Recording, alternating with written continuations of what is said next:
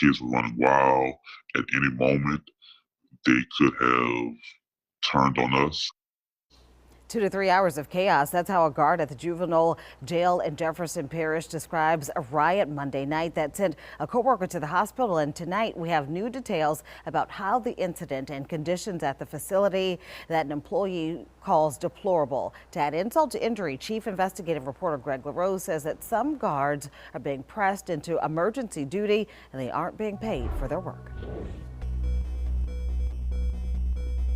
Everybody's running around, and no one has control over the youth besides the youth. The youth control themselves. We've disguised the identity of a Bridge City Correctional Center guard who spoke to WDSU a day after the brawl at the facility. A SWAT team had to be called in to break up the fight, and nearly 40 inmates have since been transferred to other prisons. That's half the population. Whatever the youth could find that they can grab and throw, they were throwing it, they were swinging it. It was horrible. It was probably one of the worst things I've ever seen or been a part of in my life. A police report on the riot backs up the guard's account.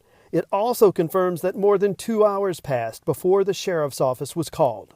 The guard tells us juveniles kicked down doors and broke windows to get out of their dormitories. Then they broke into other dorms to fight with fellow inmates. The guard says the locks on the doors at the dorms are similar to those that we would find at home on our bedroom door.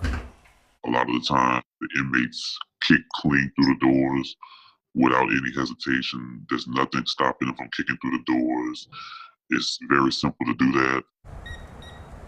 The center is run by the State Office of Juvenile Justice. The agency confirms its employees from other departments are filling in for guards at Bridge City. Our source says he was moved from probation and parole, but he wasn't trained as a correctional officer. That left him unprepared for Monday night's riot. We were told we were needed because Bridge City was short-staffed. The guard says help was needed because staff members had tested positive for the coronavirus. The Office of Juvenile Justice confirms that 15 Bridge City employees were diagnosed with COVID-19. We don't know how big of a dent that made because OJJ hasn't given us a total staff count. We do know 10 Bridge City inmates have tested positive, but we're told they've all recovered. Unfortunately, OJJ and Governor Edwards have failed to act proactively, and now we're in the middle of a much larger crisis. Gina Womack works with families of youth in prison. She says the staff shortage at Bridge City existed well before the COVID outbreak.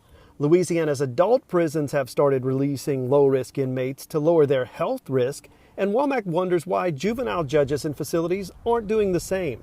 Katrina should have taught us a lesson that when you need to make a move for the general population, the general community, that the young people should not be an afterthought. OJJ employees are now required to work extra hours filling in for prison guards. They were initially told they would earn extra pay, but on April 8th, the agency suspended all overtime due to budget constraints. Now these essential workers can only earn extra time off. Whenever we show up to Bridge City, we're essentially working for free.